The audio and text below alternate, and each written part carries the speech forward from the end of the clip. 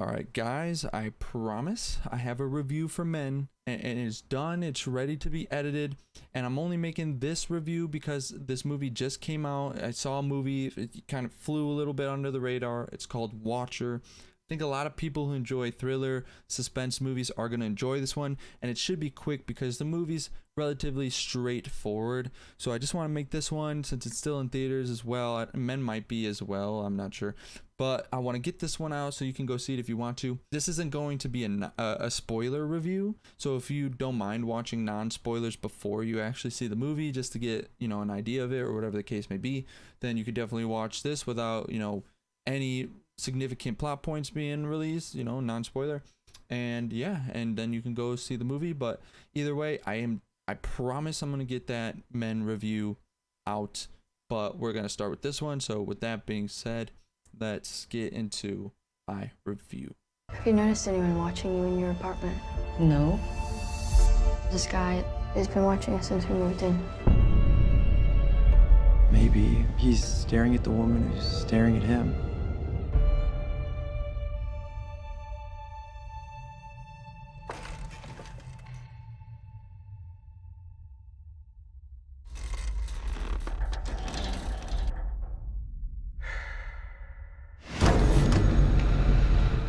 So Watcher is about Julia and Francis. They're a married couple who moved to a new country, and it's not an English-speaking country. And so Francis does speak the language, however, Julia does not. They actually moved there because of Francis's work and in marketing. What really happens is they have a few big windows in their apartment, and just to kind of look out and see what's outside, Julia goes up to the window. She notices in a building across the street that she sees what looks to be a silhouette of a man looking back at her.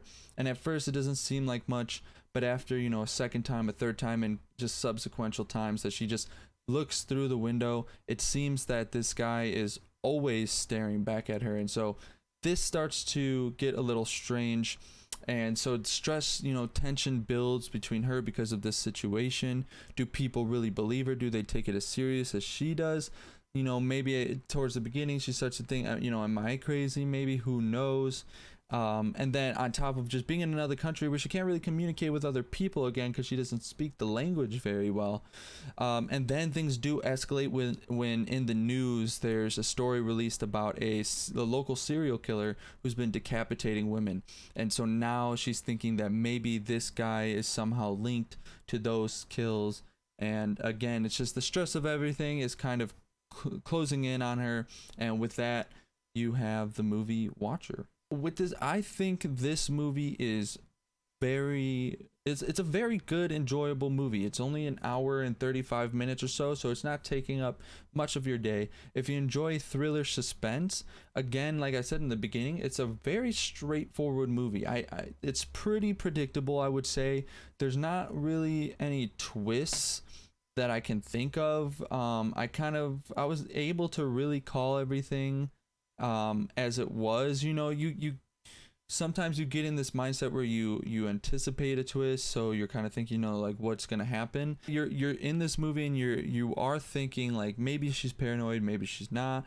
Is this all just imagination? Who knows? You're kind of going through this road, you're seeing it through her eyes, and seeing what she's going through, and you really can tell, especially after the first few minutes, just the stress of everything building up. And so they do kind of really play it off like maybe it's just the stresses of moving to a new country and not knowing the language and all these other things that cause this maybe paranoia that she might have.